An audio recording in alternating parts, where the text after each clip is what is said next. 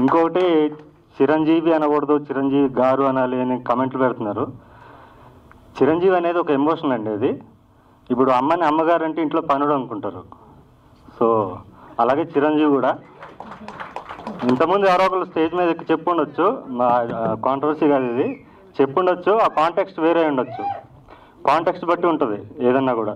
ఇప్పుడు నిదానమే ప్రధానం అంటాం, మన ఫ్రెండ్కి యాక్సిడెంట్ అయితే నిదానమే ప్రధానం అని పోం కదా, ఆలస్యం అమృతం విషయం అవుద్ది. సో ఇలా కాంటెక్స్ట్ బట్టి ఆ స్టేట్మెంట్ ఉంటుంది. సో చిరంజీవి నాకు ఎప్పటికీ చిరంజీవే. అఫ్కోర్స్ ఆయన ఎదురుగా ఉంటే చిరంజీవి గారే అని పిలుస్తా, అప్పుడు చిరంజీవి నేను నీ ఫ్యాన్ అని చెప్పను. సో అది చాలా సెన్సిటివ్గా ఉంటుంది. సో అలాంటి కామెంట్స్ పెట్టకండి. చిరంజీవి అనే ఎమోషన్ని నేను అలా క్యారీ చేస్తాను లైఫ్ లాంగ్. ఎందుకంటే చిరంజీవి నాకు శివుడిలాగా. నాకు సినిమా మీద కోపం వచ్చినా చిరంజీవి నుంచే మొదలు పెడతాను, సినిమా మీద ప్రేమ వచ్చినా నేను చిరంజీవి నుంచే మొదలు పెడతాను. సో ఆయన ఆ మహానుభావుడు బర్త్డే రోజు నా అగ్ని పరీక్ష ఇది. చాలామంది నా థియేటర్కల్ ఎంట్రీ కోసం వెయిట్ చేస్తున్నారు. సో టైం తీసుకున్నాను, కరెక్ట్గా దిగాలనుకున్నాను, కరెక్ట్గా దిగాను. ఐ బిలీవ్ ఇది ప్రతి మనిషికి కనెక్ట్ అవుద్ది. ఇందులో లోరాజ్ క్యారెక్టర్ గురించి చెప్పాలి. నేను ఇప్పుడు మీ టీజర్ చూస్తుంటే క్లాస్ వార్డ్ పైన అది. నేను ఒక నారాయణగూడలో ఒక హాస్టల్లో ఉండేవాడిని, బాయ్స్ హాస్టల్లో ఉండేవాడిని. నేను ఒక లోవర్ మిడిల్ క్లాస్ ఫ్యామిలీ నుంచి వచ్చాను. ఆ హాస్టల్ ఎదురుగా ఒక ఇంట్లో ఆర్టీఓ ఉండేవాడు, ఒక ఆయన బాగా డబ్బున్న వాళ్ళు. అతనికి ఒక కొడుకు ఉండేవాడు, ఫుల్ ఏసీ కలరు, తెల్లగా ఉంటాడు, స్మార్ట్గా ఉంటాడు. రోజు కారులో నైట్ వచ్చేవాడు, ఫ్రెండ్స్తో పార్టీస్ చేసుకుని ఇంటికి వచ్చేవాడు. నేను అక్కడ అప్పట్లో క్రికెట్ ఆడేవాడిని, షాడో ప్రాక్టీస్ చేసేవాడిని హాస్టల్ ప్రెమిసెస్లో. సో ఒకసారి పిలిచాడు నన్ను, పిలిచి ఏంటి ఏం చేస్తున్నావు, రోజు ఇట్లా ప్రాక్టీస్ చేస్తున్నావు అంటే, నేను క్రికెటర్ అవుదాం అనుకుంటున్నాను, దానికోసం నేను కష్టపడుతున్నాను డే నైట్ అని చెప్తే, మీ డాడీ ఏం చేస్తాడని అడిగాడు. చెప్పాను. వెనక చూసి ముందు బాల్ బ్రో అన్నాడు. ఆయన ఒక స్మైల్ ఇచ్చాడు. ఆ రోజు అనుకున్నాను వీడు నన్ను ఫ్యూచర్లో ఇలా చూడాలనుకున్నాను. అక్కడి నుంచి వాడే నన్ను ఇన్స్పైర్ చేశాడు. ఈరోజు ఈ క్లాస్ వార్డ్ పైన నేను ఏదైతే సీన్ మీకు చూపించానో దానికి రీజన్ కూడా వాడే. ఎక్కడున్నా కూడా థ్యాంక్ యూ బ్రో, నన్ను చాలా ఇన్స్పైర్ చేసావు. ఎక్కడున్నా కూడా నన్ను చూడాలి, నువ్వు ఇలాగే చూడాలనుకుంటున్నాను, ఇక ముందు కూడా చూస్తావు. దీన్ని ఇన్స్పిరేషన్గా తీసుకునే నేను ఈ లోవరాజ్ క్యారెక్టర్ క్రియేట్ చేశాను. ఎందుకంటే ఈరోజు ఇంటలెక్చువల్ ప్రాపర్టీకి వాల్యూ పోయింది. ఇప్పుడు నేను కారులో దిగితే ఒక మర్యాద, సైకిల్ మీద దిగితే ఒక మర్యాద, నడుచుకుంటూ వస్తే ఒక మర్యాద, అలా ఉండకూడదు. కారులో దిగినోడికి బుర్ర లేకపోయినా కూడా వాడు మర్యాద ఇవ్వకూడదు, సైకిల్ మీద వచ్చినోడికి వాడు బుర్ర ఉన్నా కూడా వాడు సెల్యూట్ చేయాలి. సో ఆ థాట్ ప్రాసెస్ నేను యూత్లోకి ఎప్పుడు కూడా ఇండ్యూస్ చేయడానికి ట్రై చేస్తుంటాను. సో అందులో భాగంగానే ఈ క్లాస్ వార్తో ఈ టీజర్ మీకు చూపించాను, స్టార్ట్ చేసిన ఈ కాన్సెప్ట్ని. అండ్ నేను ఎప్పుడు కూడా నా కోసం సినిమాలు తీసుకుంటాను. అంటే నటుడిగా నేను నా హైయెస్ట్ పొటెన్షియల్ని నేను ఎగ్జిబిట్ చేసుకోవడానికి తీసుకుంటాను. కానీ నాతో పాటు ఎప్పుడు కూడా ప్రతి సినిమాలో ఒక 50 మంది నటీనటులను, కొత్త నటీనటులను ఎంకరేజ్ చేస్తాను. ఎందుకంటే నేను పడిన కష్టం, ఒక టాలెంట్ని గుర్తించడానికి నాకు 20 years పట్టింది. నేను తిరగని ఆఫీస్ లేవు ఒక టైంలో, ఒక 1-2 years స్పాన్లో. చెప్పులు అరిగిపోయినాయి. నాకు 20 ఏళ్ళు పట్టింది, నాలాగా ఇంకోటికి 20 ఏళ్ళు పట్టకూడదని చెప్పి నేను రాసే కథ కూడా ఒక రామాయణం లాగా, మహాభారతం లాగా ప్రతి క్యారెక్టర్కి ఇంపార్టెన్స్ ఉండేటట్టు, ఏదో ఉన్నారన్నట్టు కాకుండా ప్రతి క్యారెక్టర్కి ఇంపార్టెన్స్ ఉండేటట్టు ప్రతి ఆర్టిస్ట్తో కూడా ఎప్పుడు 1 to 1 ఉంటాను. నేను గ్రూపులు కట్టేవాడిని ఎప్పుడు నేను ఎంకరేజ్ చేయను, ఎవరిని రాయమని కూడా. ఎందుకంటే అలాంటి గ్రూపులు కట్టే వాళ్ళ వల్లే నాకు ఇంత టైం పట్టింది, నాలాంటి సామాన్యుడికి. సో గ్రూపులు కట్టే వాళ్ళని, టీం వర్క్ అని మాట్లాడే వాళ్ళని నేను ఎప్పుడు ఎంకరేజ్ చేయను. ఎందుకంటే నాది టీం వర్క్ కాదు.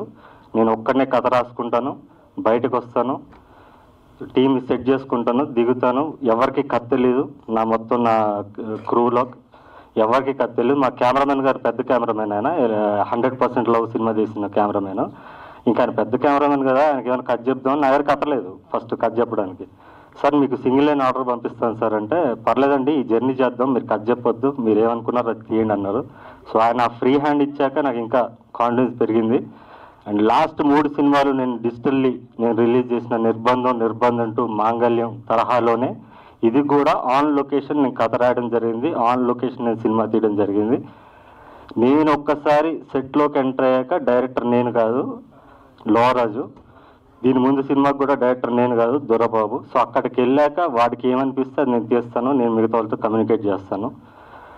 అండ్ ఇంకొకటి, కమింగ్ టు ఇండస్ట్రీ, నా టీజర్ లాంచ్ అప్పుడే చూశారు.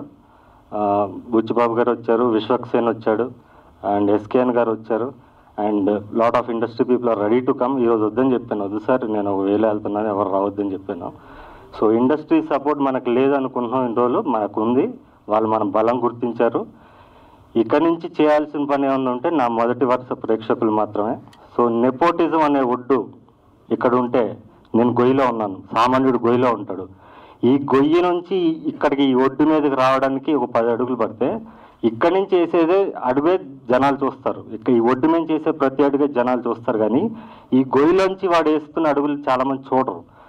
ఆ గొయ్యిలోంచి నేను వేస్తున్న ప్రతి అడుగుని గమనించి నన్ను ప్రోత్సహిస్తూ ఈ స్థాయికి తీసుకొచ్చిన నా ప్రతి మొదటి వరుస ప్రేక్షకుడు, ప్రతి అభిమానికి నేను పాదావందనం చేస్తున్నాను. అండ్ ఈ సినిమాలో నేను యాక్టర్స్కి ఎప్పుడు థ్యాంక్స్ చెప్పను, వాళ్ళే నాకు థ్యాంక్స్ చెప్పాలి. ఎందుకంటే నా సినిమా మీకు విజిటింగ్ కార్డ్. నేను చెప్పాల్సిన థ్యాంక్స్ ఎవరికైనా ఉందంటే మా కెమెరామెన్ గారు, మా డిఓపి గారు ప్రసాద్ గారు, అండ్ మా సౌండ్ డిజైనర్, నా ఆడియోగ్రాఫర్. సౌండ్ డిజైన్ అనేది చాలా ఇంపార్టెంట్ తెలుగు ఇండస్ట్రీలో. దాని గురించి చాలామంది అసలు ఎక్కువ మాట్లాడరు. ఇవో రసూల్ పూకుట్టికి ఆస్కార్ వచ్చాక సౌండ్ డిజైన్ అని ఒకటి ఉంది, ఆడియోగ్రఫీ అని ఒకటి ఉందని చాలామంది తెలిసింది, లేమన్కి కూడా. సో అలా ఇప్పుడు అందరూ చెన్నైకి వెళ్ళిపోతున్నారు సౌండ్ డిజైన్ అంటే. ఇక పైన after this film I believe Ashok దగ్గరికి వెళ్తారు. ఇక పైన మీడియం బడ్జెట్ ఫిల్మ్స్ కానీ, ఒక మంచి సెన్సిబుల్ ఫిల్మ్స్ కానీ చెన్నైకి వెళ్ళొద్దు, అశోక్ దగ్గర రండి, ఈ సినిమా మీకు దిక్సూచి. అండ్ ఇంకా నేను థ్యాంక్స్ చెప్పాల్సింది నా ఆర్ట్ డైరెక్టర్ ఫణి గారికి, ఫణి మూసీ గారు అద్భుతంగా చేశారు. And my dance master Ravishri and my fight master Ramu గారికి, అందరికీ థ్యాంక్స్. అండ్ అందరికన్నా ముఖ్యంగా నేను థ్యాంక్స్ చెప్పాల్సింది కార్మికుడికి, లైట్ మెన్లు, ఆర్ట్ అసిస్టెంట్లు, క్రెయిన్ డిపార్ట్మెంట్, లేకపోతే ఈ జిమ్ డిపార్ట్మెంట్, వీళ్ళే అసలు నిజంగా హార్డ్ వర్క్ చేసి, అందరికన్నా ముందు సెట్కి వచ్చేది వీళ్ళే, అందరికన్నా లాస్ట్ సెట్ నుంచి బయటకు వెళ్ళేది వీళ్ళే. వీళ్ళ శ్రమతో, వాళ్ళ కష్టం పడితే వాళ్ళ శ్రమ పైన నాలాంటి కళాకారులు గుర్రం మీద సవారీ చేస్తున్నట్టు చేస్తున్నారు. వాళ్ళ కష్టాన్ని మనం మర్చిపోతున్నాం. ఇదో ఇండస్ట్రీని చాలామంది చెప్తుంటారు, ఐ టోటలీ అబ్జెక్ట్ ఇట్.